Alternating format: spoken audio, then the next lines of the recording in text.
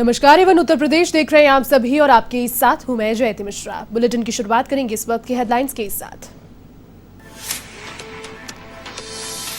महंत नरेंद्र गिरी की मौत की गुत्थी सुलझाने में जुटी सीबीआई 6 सदस्यों की टीम कर रही है जांच पड़ताल। आत्महत्या के बाद का वीडियो सामने आने से गहराया राज।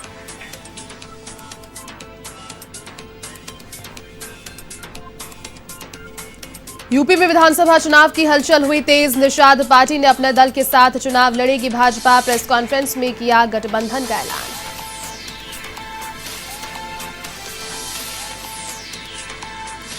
गोरखपुर में मनाई गई महंत वैद्यनाथ की पुण्यतिथि। 7 दिवसीय कार्यक्रमों के अंतिम दिन हुआ श्रद्धांजलि सभा का आयोजन। मुख्यमंत्री योगी ने दी श्रद्धांजलि।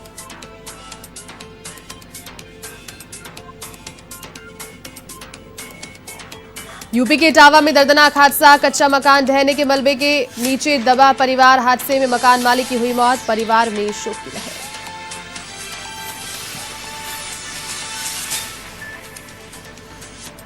यूपी के अयोध्या में समान कार्य वेतन की मांग को लेकर आंदोलन जारी। संविदा कर्मचारियों ने किया धरना प्रदर्शन। जल्द ही समस्या का समाधान नहीं होने पर दी पूर्ण कार्य बहिष्कार की चेतावनी।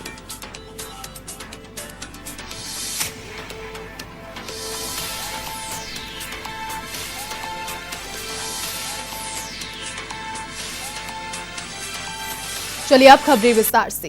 अखाड़ा परिषद के अध्यक्ष महंत नरेंद्र गिरी की मौत की गुत्थी को सुलझाने के लिए सीबीआई ने जांच संभाल ली है।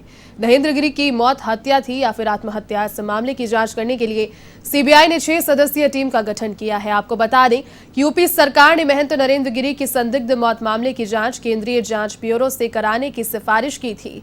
इधर महंत नरेंद्र गिरी की आत्महत्या के बाद का वीडियो सामने आने के बाद मामला और अधिक उलझ गया है।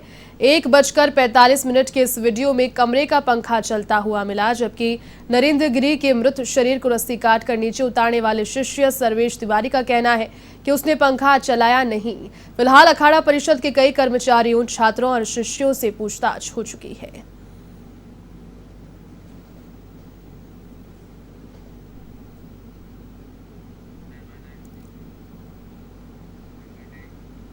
उत्तर प्रदेश में आगामी विधानसभा चुनाव को लेकर सभी पार्टियां अपने राजनीतिक समीकरण बैठाने में जुटी है। इसी क्रम में भारतीय जनता पार्टी ने प्रेस कॉन्फ्रेंस कर ऐलान किया कि निषाद पार्टी के साथ वो गठबंधन करेंगी और दोनों साथ मिलकर योगी आदित्यनाथ के नेतृत्व में चुनाव लड़ेंगे। लखनऊ में आयोजित प्रेस कॉन्फ्रेंस में केंद्रीय मंत्री धर्मेंद्र प्रधान ने कहा कि 3 दिन से यूपी में वो हैं, उनका निषाद पार्टी के साथ गठबंधन है और 2022 में वे ताकत के साथ मिलकर चुनाव लड़ेंगे।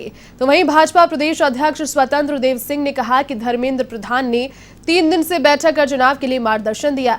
तो वहीं 2022 में निषाद पार्टी के गठबंधन से सरकार बनेगी।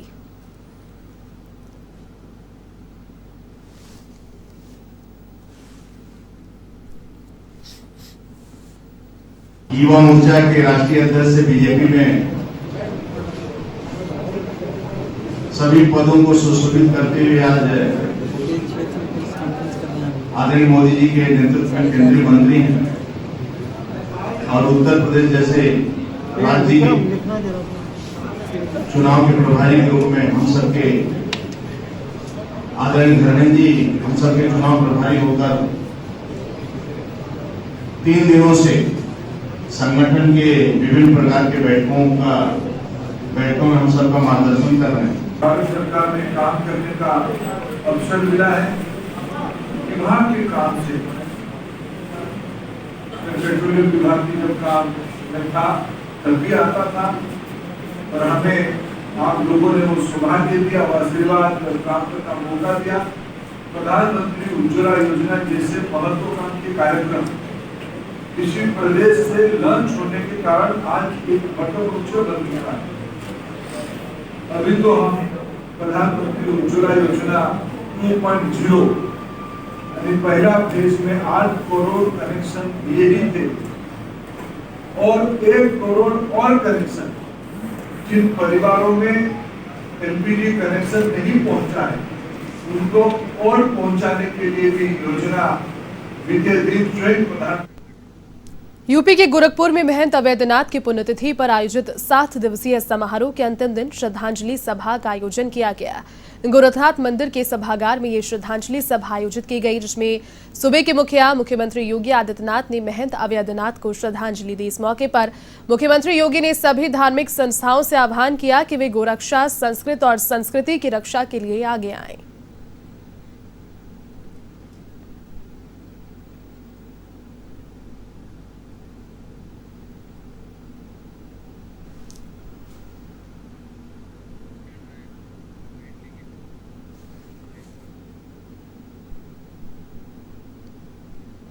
आयुष काढ़ा, आयुष कवच, आयुर्वेद से जुड़े हुए वे तमाम नुस्खे जो व्यक्ति की प्रतिरोधक क्षमता को बढ़ाने की ताकत रखते हैं, रोग से लड़ने की ताकत पैदा करते हैं, इन सभी को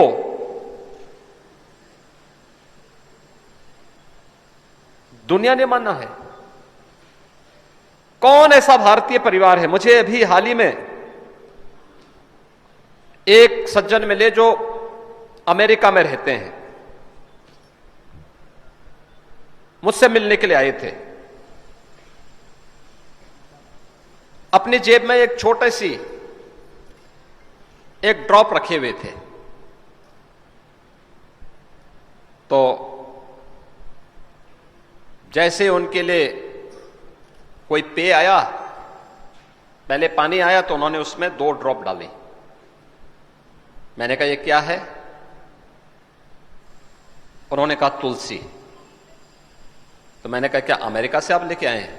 उन्होंने कहा हां, ये जब से कोरोना महामारी आई है तब से तुलसी का इतना प्रचलन वहां पर हुआ है कि लोग हर एक उसके साथ इस बात को मान रहे हैं कि तुलसी में इतनी ताकत है कि वह व्यक्ति की रोग से लड़ने की क्षमता को वृद्धि कर सकती है। देखिए, तुलसी का पूजन कौन, भारत का सनातन धर्म का ऐसा, यानी हनुमान जी जब लंका में जाते हैं तो वैष्णव कौन है ये पहचानने के लिए वह जब विभीषण के यहां जाता तो वहां तुलसी का पौधा ही देखते हैं। याद करिए, हजारों वर्ष पहले भी तुलसी की मान्यता हमारे यहां थी। अलग विषय है कि वेदांती जी न मानते हैं। खबर अब अमरोहा से, जहां चुनाव आयोग के निर्देश पर कलेक्ट्रेट परिसर के स्ट्रांग रूम में रखी गई ईवीएम मशीनों का ट्रायल शुरू हो गया है। 2022 के चुनाव के लिए प्रशासन अभी से तैयारियों में जुट गया है।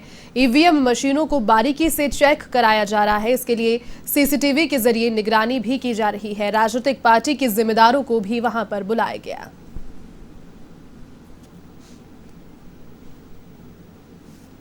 इस समय ईवीएम की तैयारियां चल रही हैं और फर्स्ट लेवल चेक FLC से कहते हैं। FLC चेक का हम लोग का कार्यक्रम यहाँ शुरू हो गया है कमीशन के निर्देश में। और इस समय हमारे 6 इंजीनियर्स और उनके इंचार्ज आए हुए हैं, उनके नेतृत्व में कार्य चल रहा है। इसमें CU, BU और VVPAT तीनों का चेक करके और वो मशीनें जो ठीक हैं उसमें फिर अपना स्टिकर लगाते हैं। और ये फर्स्ट लेवल चेक में जो है हर पार्टी के कोई भी आ सकते हैं, उनको भी इन्वाइट किया गया है। बीच से लोग आज खुद भी देख रहे हैं। इसका वेबकास्ट भी हो रहा है और CCTV भी लगा हुआ है। अब खबर यूपी के जौनपुर से, जहां बदलापुर विधानसभा सीट से बीजेपी विधायक रमेश चंद्र मिश्र ने प्रेस कॉन्फ्रेंस कर योगी सरकार की उपलब्धियों की जानकारी दी। इस दौरान विधायक ने विकास कार्यों पर आधारित स्मारिका पुस्तक को आमजन से साझा किया। साथ ही उन्होंने कहा कि 4.5 साल में उन्होंने क्षेत्र के विकास में कोई कोर कसर नहीं छोड़ी। के समय काम शुरू होता है उसका माना जाता है कि वो अब तो सारा काम हमारा बता रहे हैं। मुझे तो माननीय मुख्यमंत्री जी की घोषणा थी ITI, हायर स्टेशन, बस स्टेशन, और मेरे विधायक बनने के 1 साल बाद माननीय मुख्यमंत्री जी ने घोषणा किया था और दूसरे साल में जाके पैसा आया था। और कोविड काल में मैंने कैसे कैसे काम चलाया, ये आप सोचो कि उसमें कोई पत्रौली किसी ने नहीं चलाई थी। सदन में कभी वो गए ही नहीं, सदन में कभी उन्होंने कोई बोला ही नहीं। सदन में न नियम 51 लगाया, न 301 लगाया, न कोई याचिका लगाई, न सदन में कोई प्रश्न पूछा, न सवाल जवाब किया। सदन में एक वक्तव्य अपना सुना दे तो आदमी कैसे, तो फर्जी, तो हर चीज फर्जी ही बोलते हैं, तो फर्जी बोलेंगे। उनसे जरा पूछिए, एक काम अपना बता दें पूरी। यूपी की कन्नौज पुलिस ने धोखाधड़ी कर ATM से रुपए पार करने वाले 2 चोरों को गिरफ्तार किया है। दोनों के पास से असली सहित चोरी का सामान और काफी सारे ATM कार्ड बरामद हुए। तो वहीं पुलिस से पूछताछ में दोनों ने सारी वारदातों को करना स्वीकार किया। फिलहाल पुलिस आरोपियों से पूछताछ में जुटी है।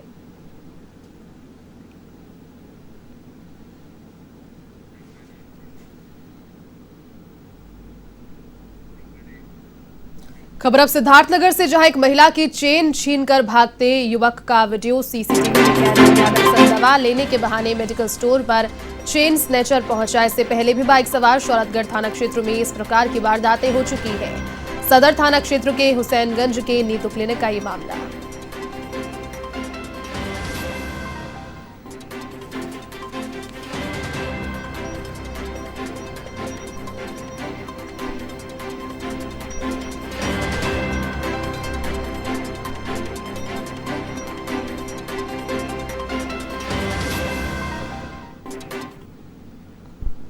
यूपी के हापुड़ स्थित हाफिजपुर में अधिवक्ता के घर पर हुई फायरिंग के मामले में पुलिस प्रशासन पर संगीन आरोप लगे हैं। दरअसल पुलिस प्रशासन पर बदमाशों के खिलाफ कोई कार्रवाई नहीं करने और पीड़ित परिवार पर दबाव बनाने के आरोप हैं। इसी के चलते कचहरी परिसर में अधिवक्ताओं ने हंगामा कर 1 दिवसीय हड़ताल का ऐलान कर दिया। साथ ही बदमाशों के खिलाफ सख्त कार्रवाई की मांग भी की है।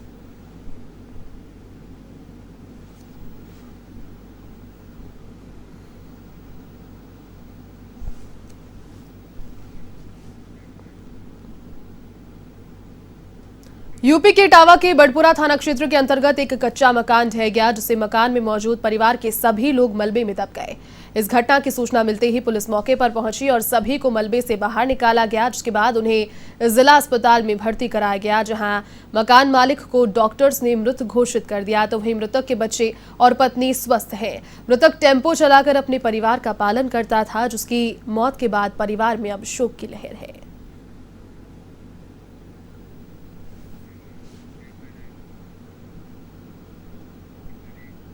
महराजगंज के घुगली थाना क्षेत्र में युवती से दुष्कर्म का प्रयास कर रहा युवक ग्रामीणों के हत्थे चढ़ गया। युवती के चिल्लाने की आवाज पर मौके पर पहुंचे ग्रामीणों ने युवक की जमकर धुनाई कर दी और जूतों की माला पहनाकर जुलूस निकाला। तो वहीं युवक की करतूत का वीडियो सोशल मीडिया पर वायरल हो गया है। फिलहाल पुलिस ने युवक को गिरफ्तार कर आगे की कार्रवाई शुरू कर दी।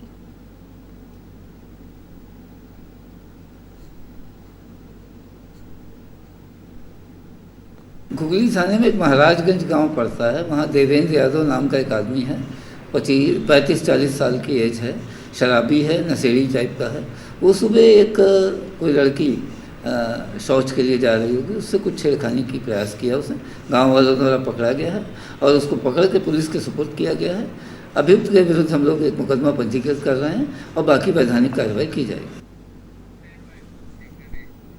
यूपी के गाजियाबाद में तेजी से फल फूल रहा नशे का कारोबार। इंदिरापुरम थाना क्षेत्र में गांजे की धड़ल्ले से बिक्री हो रही है। स्कूल और वसुंधरा साहिबाबाद मंडी के सामने धड़ल्ले से गांजा बिक रहा है। नशे के व्यापारियों को इन दिनों पुलिस का कोई डर नहीं नजर आ रहा।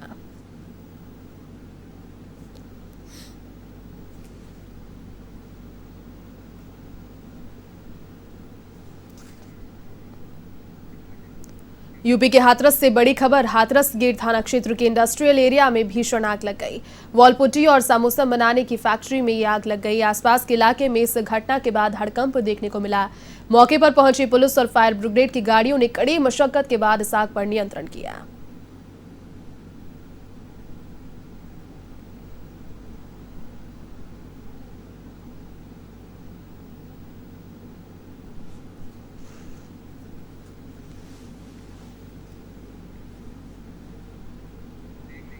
अयोध्या में समान कार्य समान वेतन की मांग को लेकर कई दिनों से आंदोलन कर रहे संविदा कर्मचारियों ने 1 दिवसीय सांकेतिक धरना प्रदर्शन कर अपना विरोध जाहिर किया। इन संविदा कर्मियों ने चेतावनी दी है कि अगर हमारी उन सभी मांगों का कोई समुचित निस्तारण नहीं होता तो संघ पूर्ण रूप से कार्य बहिष्कार करेगा। इस मौके पर जिलाध्यक्ष रामदेव सिंह, प्रदेश संयुक्त मंत्री पंकज मिश्रा, मंडल उपाध्यक्ष विनोद श्रीवास्तव भी उपस्थित रहे।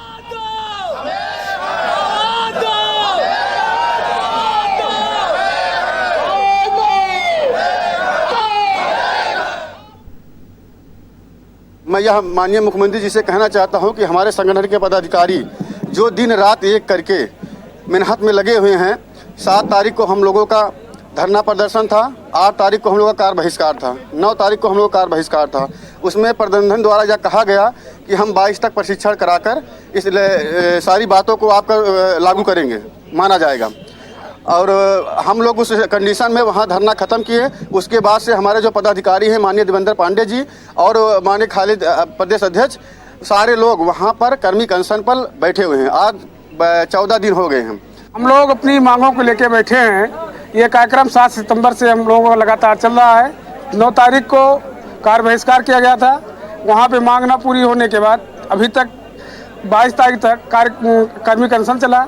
कार्मिक अनशन से भी हम लोगों की मांग प्रबंधन द्वारा रायबरेली जिले में लगातार झमाझम बारिश हो रही है। आकाशीय बिजली गिरने से एक हादसा हुआ।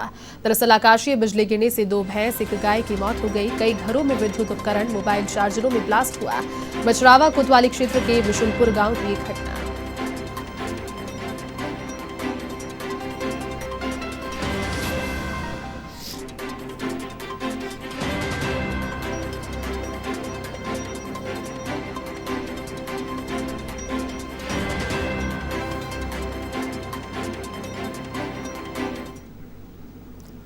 आगरा में एवन टीवी की खबर का असर देखने को मिला। यहां जिलाधिकारी ने एडीए से उपाध्यक्ष से रिपोर्ट मांग ली है। बता दें कि एवन टीवी ने प्रमुखता से खबर दिखाई थी। आगरा विकास प्राधिकरण के उपाध्यक्ष ने सुप्रीम कोर्ट के आदेश की धज्जियां उड़ाई थी और ताजमहल से 315 मीटर की दूरी पर ही ताज व्यू पॉइंट पर आयोजन किया था। ताजमहल के 500 मीटर के प्रतिबंधित क्षेत्रों में कार्यक्रम आयोजित करने पर रोक है और इस मनाही के बावजूद भी प्राधिकरण के उपाध्यक्ष ने ये कार्यक्रम आयोजित किया था।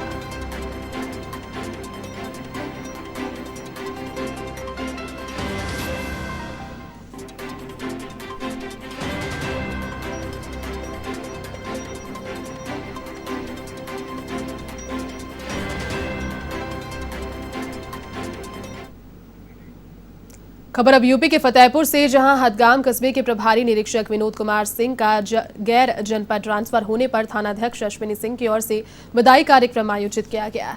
इस मौके पर एसआई गोविंद सिंह, अंजनी कुमार सिंह सहित तमाम पुलिसकर्मी उपस्थित रहे। तो वहीं पुलिसकर्मियों ने प्रभारी निरीक्षक विनोद सिंह के उज्जवल भविष्य की कामना की।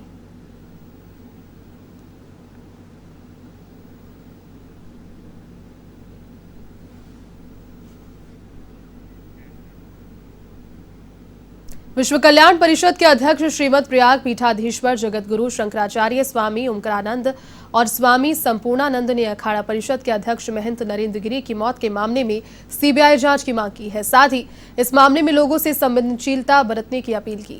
स्वामी संपूर्णानंद ने दिल्ली में हरियाणा भवन में आयोजित एक प्रेस वार्ता में कहा कि इस मामले को अनायास ही सनसनीखेज बनाया जा रहा है, जो कि उचित नहीं है। गौरतलब है कि महंत नरेंद्र गिरी की मौत के मामले में जांच सीबीआई की विशेष क्राइम यूनिट और 6 सदस्यीय टीम करेगी।